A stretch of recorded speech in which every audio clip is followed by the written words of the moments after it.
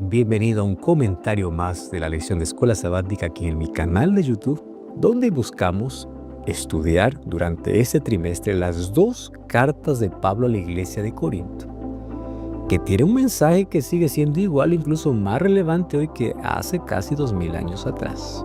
Así que bienvenido a la lección número 5. El título de la lección es Todo para la gloria de Dios. Y el texto central, Primera de Corintios capítulo 10, versículo 31.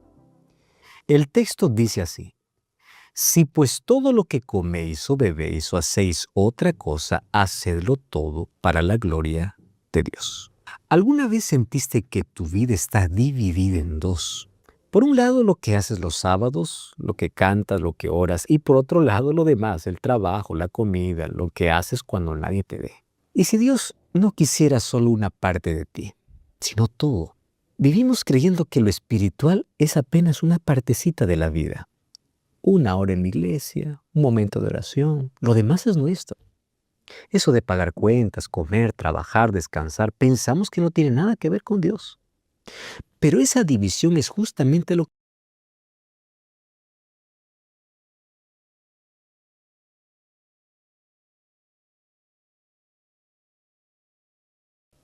Pablo escribió este texto que leímos a una iglesia en Corinto que estaba peleada.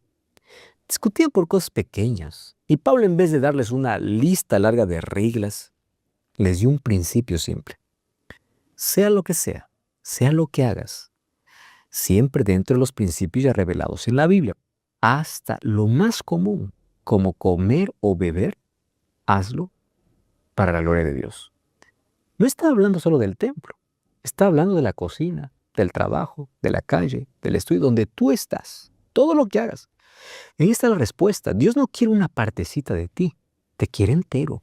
Cuando todo lo que haces tiene sentido delante de Él, hasta lo más simple deja de ser vacío. Comer deja de ser solo comer. Trabajar deja de ser solo trabajar. Sé lo que es estar cansado y a veces sentirse dividido. Hay tantas personas que están agotadas y cansadas de fingir, de ser una persona el sábado y otra persona el domingo, de sentir que lo espiritual es un esfuerzo más en una semana que ya pesa. Y si estás allí, tú no eres el único que se siente así. Muchos por años viven esa situación sin darse cuenta. Entonces, yo quiero animarte para reflexionar. ¿Qué parte de tu vida estás viviendo como si Dios no tuviera nada que ver con ella? Y hoy tú puedes comenzar de una manera diferente, no como una regla nueva, con una decisión simple. Toma una cosa pequeña de tu día, tu trabajo, tu comida, tu conversación, y hazlo conectado a Cristo, pensando en Él. No para impresionar a nadie, solo para dejar de vivir partido, dividido en dos. Así es vivir una vida que glorifica a Cristo. En las cosas más simples y sencillas, Él está presente. Vamos a la lección del día domingo. ¿Te ha pasado que tienes la razón, pero igual lastimaste a alguien? Que ganaste la discusión, pero perdiste a la persona. ¿Cuántas veces tener razón te dejó más solo de aquello que estabas? Vivimos en un tiempo donde todos saben eso. Buscas algo en el teléfono y en 2 minutos te sientes experto. Y eso nos hace creer que saber más nos hace mejores. Pero, ¿sabes? Hay gente que sabe mucho de la Biblia y siempre anda hiriendo por donde pasa. Conocer no es lo mismo que amar. Y a veces lo que sabemos lo usamos como un arma, sin darnos cuenta, para herir a los demás. 1 Corintios capítulo 8, versículo 1, Pablo escribe: En cuanto a lo sacrificado a los ídolos, sabemos que todos tenemos conocimiento. El conocimiento envanece, pero el amor edifica. En Corinto había un pleito por la comida. Unos creían que comer carne ofrecida a ídolos no tenía nada de malo, porque los ídolos no son nada. Y tenían razón. Pero Pablo les dice algo incómodo. Tener razón no es suficiente. Porque mientras ellos mostraban cuánto sabían, otros débiles tropezaban. El conocimiento algunos los infló. Lo que faltaba era amor. Y ahí está el punto. Saber la verdad no sirve de nada si lo usas para criticar, herir o aplastar. Pablo no dice que el conocimiento sea malo. Dice que sin amor envanece. Tú puedes tener la razón, puedes tener la verdad, pero si dices sin amor, estás inflado de orgullo, porque te hace creer que estás por encima de los demás. Y el amor hace lo contrario, el amor construye, levanta al otro en lugar de exhibirlo. Quizás conoces a alguien así, o quizás tú has sido o eres esa persona. A veces me pregunto si yo puedo estar siendo esa persona en muchas ocasiones. He tenido siempre la respuesta correcta, o quizás lo solté sin cuidado, y vi la cara del otro apagarse. Tener razón se siente bien por un segundo, pero después queda el vacío de haber lastimado a alguien que no lo merecía. ¿Y tú a quién has lastimado últimamente solo para demostrar que tenía razón? Pues alguien muy cercano a ti. Hoy tú puedes elegir diferente. La próxima vez que sepas que tienes razón, frénate un momento. Pregúntate si vas a construir o vas a aplastar. No se trata de callar la verdad. Se trata de decirla de una manera que levante a alguien, que no lo hunda, que no lo destruya. Sé sabio. Vamos a la lección del día lunes. ¿Tienes derecho a algo, pero igual lo dejaste pasar por amor a alguien? ¿O siempre cobra lo que es tuyo? ¿Qué tan difícil te resulta renunciar a algo que tú sabes que realmente mereces? Sabes que nosotros vivimos exigiendo lo que nos toca. Y está bien, muchas veces es justo. Pero hay un punto donde defender tanto nuestros derechos nos endurece. Todo se vuelve una cuenta. Lo que me deben, lo que merezco, lo que es mío. Y sin darnos cuenta dejamos de pensar en el otro. Solo pensamos en aquello que nos corresponde a nosotros. Vamos al texto. 1 Corintios capítulo 9, versículo 12. Pero no hemos usado de este derecho, sino que lo soportamos todo, por no poner ningún obstáculo al evangelio de Cristo. Pablo tenía todo el derecho de recibir dinero por su trabajo. Era apóstol, predicaba, enseñaba, daba la vida por las iglesias. Cualquiera habría dicho que él merecía un salario, y lo merecía, pero él decidió no cobrarlo. Trabajó haciendo tiendas con sus propias manos para no ser una carga. No porque estuviera obligado, sino porque amaba más a esa gente que su propio derecho. Y eso es amor de verdad. No el que se siente bonito, sino el amor que renuncia. Pablo eligió ceder algo que era suyo para que nada estorbara. Y ahí está la diferencia entre exigir y amar. Exigir, piensa en mí. Amar, piensa en el otro. Aunque cueste, aunque nadie lo note. Sé lo que es aferrarse a tener la razón o un derecho. Decir esto me toca, esto es mío, intentar no soltarlo. Sé también lo difícil que es ceder cuando sabes que mereces más, duele. Pero a veces ese es justo el lugar donde el amor se vuelve real y deja de ser solo una palabra. Piensa en Jesús, siendo Dios. Dice el texto bíblico que no se consideró igual con el Padre como algo a que aferrarse. Él se despojó todo por amor. Ahora, si el creador del universo pudo renunciar a sus derechos divinos por nosotros, ¿por qué nos cuesta tanto a nosotros ceder algo pequeño? A veces esto se ve en cosas cotidianas. Renunciar a tu derecho a tener la última palabra en una discusión, a ser reconocido por un favor o a que las cosas se hagan siempre a tu manera. Renunciar a esos derechos no es perder, es ganar terreno para el amor. Por lo que, ¿a qué derecho tuyo tendrías que renunciar para no ser un obstáculo en la vida de alguien? Por las dudas aclaramos algo. Esto no se refiere a situaciones de abuso o algo que comprometa tu integridad, sino a las pequeñas tensiones diarias donde nuestro orgullo a veces suele tomar el control. A eso tenemos que renunciar. Hoy piensa en una sola cosa que sabes que mereces, pero que podrías soltar por amor a alguien. No por debilidad, por decisión. Renunciar a un derecho no te hace menos. A veces es lo que más te acerca a la gente que realmente importa. Vamos al día martes. ¿Alguna vez creíste que estabas firme, que esa tentación ya no te tocaba y al final caíste igual? ¿Cuántas veces dijiste, eso a mí no me va a pasar? Y te pasó. ¿Por qué caemos justo donde nos sentimos más seguros? Hay un peligro silencioso en sentirse fuerte. Cuando crees que ya superaste algo, baja la guardia. Y ahí es donde golpea. El que se cuida es el que sigue de pie. El confiado es el que tropieza. Todos conocemos a alguien que dijo, yo nunca haría esto y terminó haciéndolo. Y a veces ese alguien fuimos nosotros. 1 Corintios capítulo 10, versículo 13. Texto bíblico dice así. No os ha sobrevenido ninguna tentación que no sea humana, pero fiel es Dios, que no os dejará ser tentados más de lo que podéis resistir, sino que Él dará también juntamente con la tentación la salida para que podáis soportar. En este texto, Pablo le recordaba a la iglesia en Corinto la historia del pueblo de Israel en el desierto con una intención muy clara. Imagina esa generación. Fueron testigos de milagros que desafiaban la lógica. Caminaron a través de un mar abierto, comieron maná que cae del cielo cada mañana y vivieron agua que brotó de una roca. Vivieron una intimidad con lo sobrenatural que nosotros apenas podemos imaginar. Y aún así, cayeron. Muchos de ellos quedaron postrados en el desierto. ¿Por qué Pablo rescató esa historia tan dolorosa? No era solo para dar una clase de historia bíblica, sino para sacudirnos de nuestra complacencia. Nos cuenta esto para que no repitamos ese ciclo, para que nadie creyera que por tener tantos privilegios espirituales o por conocer tantos textos de la Biblia o por llevar años en la fe, ya está libre de poder tropezar.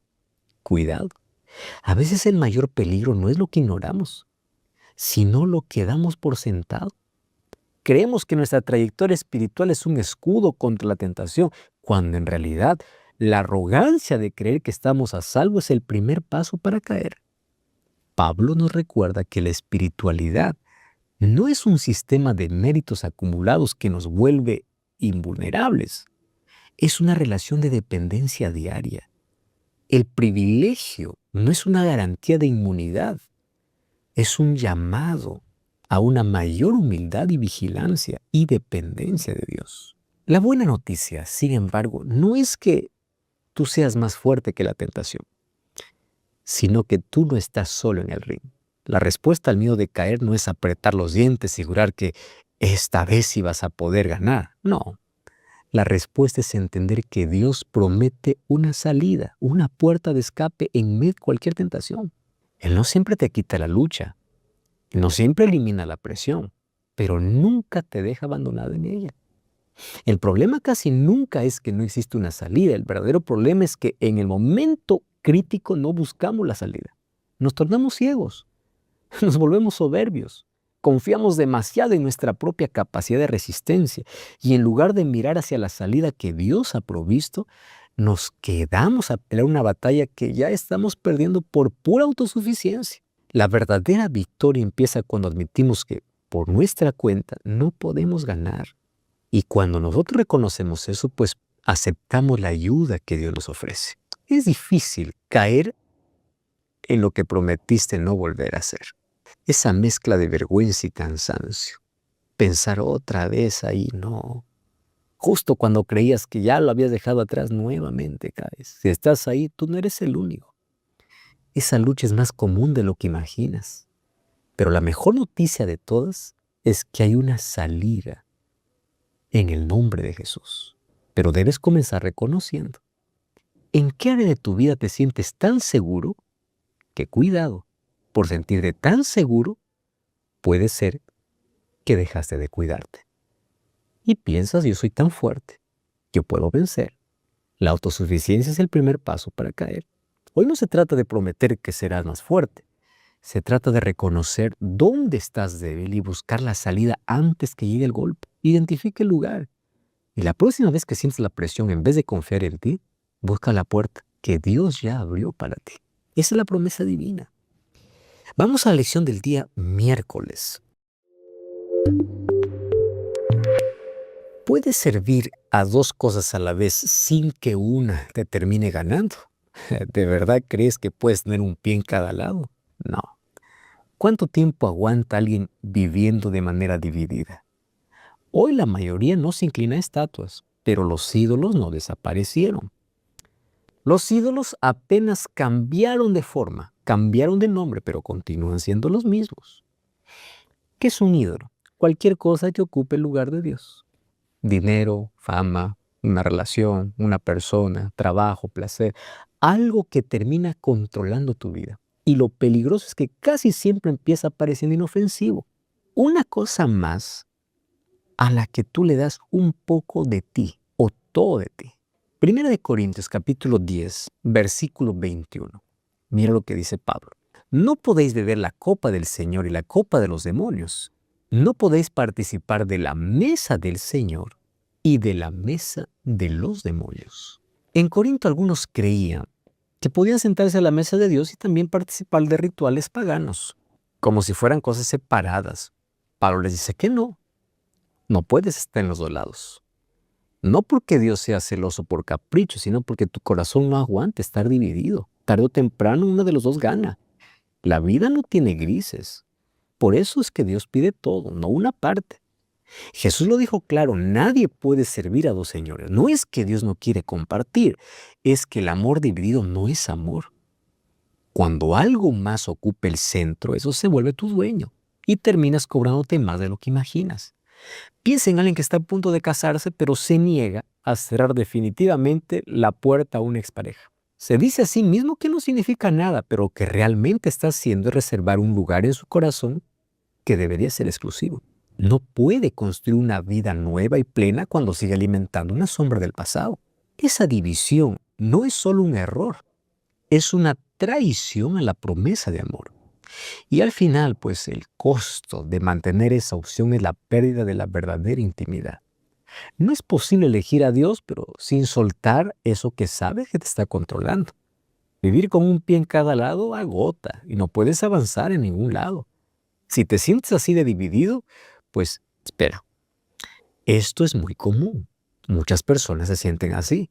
Ahora, si eres honesto, tú debes preguntarte, ¿qué está ocupando hoy el lugar en mi vida que solo le toca a Dios? Si no comienzas reconociendo, mucho menos podrás vencer porque vives aferrado a eso y no te aferras a Cristo. Hoy mira de frente a eso que compite por el centro de tu vida. No lo justifiques, ponle un nombre. Reconoce que es un ídolo. Es el primer paso para soltarlo. No tienes que arreglarlo todo hoy. Tienes que decidir a quién le vas a dar el primer lugar de verdad. Y eso exprésalo a Dios como oración. Vamos a la lección del día jueves. ¿Cuándo fue la última vez que hiciste algo pensando primero en otro y en ti? ¿Te cuesta dejar de buscar tu propio bien? Y si justo ahí en pensar en el otro estuviera la salida de tantas cosas que te pesan. Sabes que vivimos en automático siempre buscando lo nuestro. Somos egoístas. Lo que me conviene, lo que me hace sentir bien, qué gano yo. Es lo normal. Casi nadie nos enseñó otra cosa. Es más, la cultura afirma esto una y otra vez. Pero esa búsqueda constante de uno mismo cansa. Termina dejándote vacío y solo. Y lo raro es que el descanso aparece justo cuando empiezas a mirar al otro. Vamos a 1 Corintios capítulo 10, versículo 24. El texto dice así: ninguno busque su propio bien, sino el del otro. Y aquí está la salida. A veces la buscamos en grandes revelaciones o en cambios radicales, cuando en realidad comienza con un giro muy simple. Deja de mirarte a ti mismo. No es que no te importes. Tu vida tiene un valor infinito por creación y por redención en Cristo. Pero cuando el eje de tu mundo eres tú mismo, terminas construyendo tu propia prisión.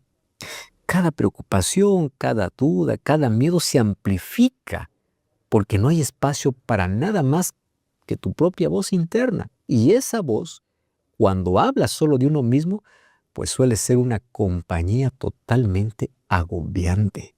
Entonces, tú puedes cambiar de actitud. La vida encerrada en uno mismo se vuelve una cárcel porque carece de perspectiva. Todo lo que te pasa se convierte en un drama de dimensiones épicas porque es lo único que tienes frente a tus ojos. Al no tener a nadie más que ocupe tu atención, tus problemas se estancan y se vuelven a tu identidad. Estás atrapado en un ciclo donde la obsesión por tu propio bienestar paradójicamente te quita la paz que tanto tú intentas allí proteger. Pero amar al otro te saca de esa prisión. No es un eslogan poético, es una dinámica espiritual profunda. Cuando tú decides enfocarte en las necesidades, el dolor o la alegría de alguien más, las paredes de tu prisión, de tu celda, empiezan a ceder. De repente tus problemas no desaparecen, pero pierden su poder asfixiante. Al servir, al escuchar, al dar, sales del microscopio en el que te habías metido y comienzas a ver el panorama completo, donde Dios está trabajando en vidas más allá de la tuya. Eso es hermoso, al vivir nuestra propia prisión. Ahora, no se trata de anularte, sino de encontrar tu lugar correcto en la historia. Descubres que al dejar de ser el centro del universo, finalmente te vuelves libre para ser quien fuiste creado para ser.